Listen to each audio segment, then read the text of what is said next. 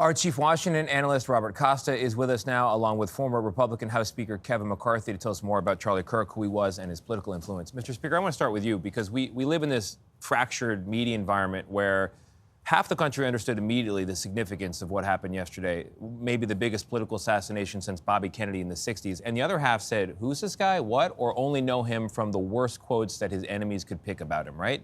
So you knew the man personally. You've been on the podcast. Who was he? What do you want people to know? You know, I met him about 10 years ago, where things I don't know about Charlie Kirk, he never went to college. But he spent all of his time motivating people in college. And we're going to talk about it, but we're in a different generation to the people who are going to be truly, truly affected by this. If you talk to any Americans between the ages of 14 and 25, this is where they would get their understanding. And the thing that I see the symbolism of, here he is on a college campus where debate is supposed to be. He's not in an auditorium where only 200 people. Anybody go there. And his rule of thumb was, if you disagree with me, you get to come to the front of the line. It's what we crave, that you can have debate on a campus, to have respectful differences of opinion. Yeah. I mean, he went on Gavin Newsom as the very first guest. Yeah. If you think as a conservative, Gavin is a person why would you want to associate? But he wanted to have that debate. That's what he focused on. And a lot of times when someone's young, they go and do certain actions because they want to get elected. He didn't want that. He could have been elected. He could have served in the administration. He loved the debate of the country, and he loved his family. He loved being a father. He loved being a husband. He loved his religion. He loved his faith. For the young people, this one hits different, though. I mean, it is. And I'm trying to figure out why that is. Is it because he was not a political figure? He was not elected. He was so young. I watched the video, and I'm so sorry that I've seen it. And I say, anybody who knows him and is close to him, I encourage you not to watch it. Stay away. It's so upsetting. I still... It really is. It is haunting me, to be honest. But this one feels different, Mr. Feels Speaker. like it's in the Why does this feel 1960s. different? Because he is not elected. He wasn't doing something wrong. He was doing something we all think we need to do to bring the nation together. Yeah. This wasn't somebody that got upset with him and walked up and shot him. This was somebody who planned an assassination that had to have expertise to be able to do this, and the nation watched it. But we also know that for these young people, he had made conservative politics cool again in a way that we hadn't seen since the 80s, Bob. And this was like a Reagan revolution. Drove people to the ballot box. Drove into the ballot box and made people in their teens or 20s say, talking about faith and family and God and community, that these were things you could do in public life and have a party with it. I mean, Bob, talk about that influence. Charlie Kirk was part of a conservative tradition in this country that goes back even further than the 1980s. You think about William F. Buckley Jr.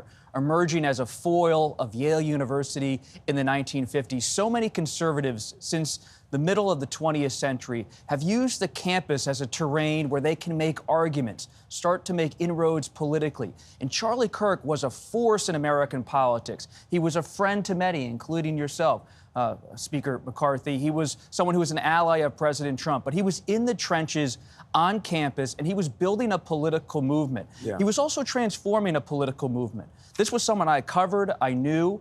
He was not just trying to echo Republican talking points. He was moving the Republican Party in a more populist, nationalist direction, always staying close to the leadership, where he had a real influence, but he was building something. And that's why so many young conservatives feel impacted today, because he was their leader. He was speaking to their generational concerns. Yeah, and Mr. Speaker, I want to get back to you. And as Tony mentioned, not everyone took to his words or his rhetoric.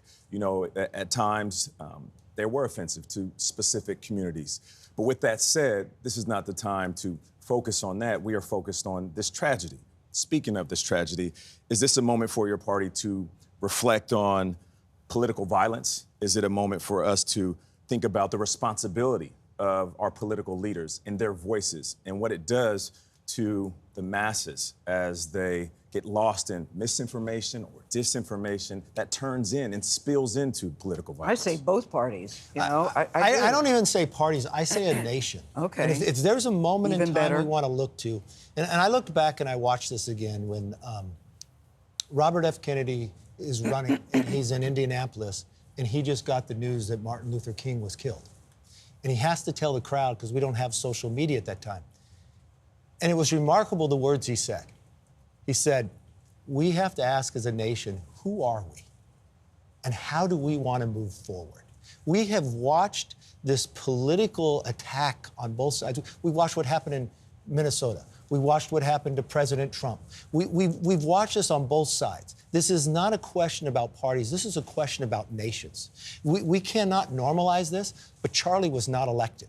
Charlie was not doing something where you would sit there and one party say something wrong. He was honoring. He was doing it on a college where ideas. This is what happened in the 60s. This is a moment in time for this nation to take this time to actually make a question about all of us. We don't want to go back to the 60s. We don't. That was a more violent period than people recall. We could talk about the 60s, but also what's coming up next year. 250 years since the founding of this country, and that our country was forged with the specter of violence. But America has always been about ideals, debate, and dialogue, not about bloodshed. When you see bloodshed, that's utterly un-American. Yes. It's not who We should be able to clash, even fiercely clash on our ideals and beliefs, but violence is not the answer. It should never be the answer.